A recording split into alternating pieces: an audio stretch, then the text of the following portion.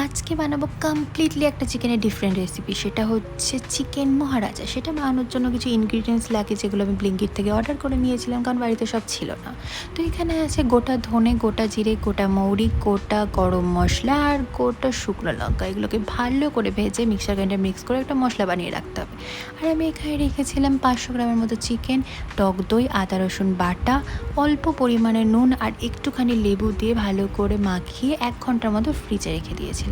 তারপরে আমি একটু আলুগুলো ভেজে নিচ্ছিলাম। যদি তোমরা চিকেনে আলু খাও দিতে পারো, নাও দিতে পারো। তারপরে এখানে আমি একটুখানি পেঁয়াজ আর কুচো কুচো করে কাজু আর অল্প একটুখানি রসুন পেস্ট করে নিয়েছিলাম।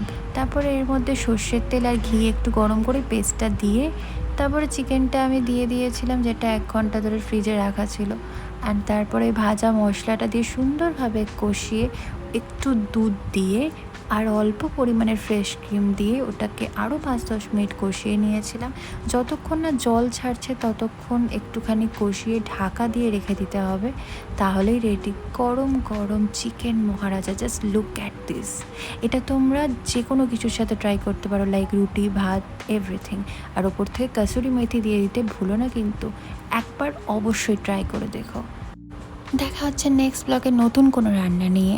আর ততক্ষণের জন্য like, comment, share and subscribe করতে একদম ভুলো না।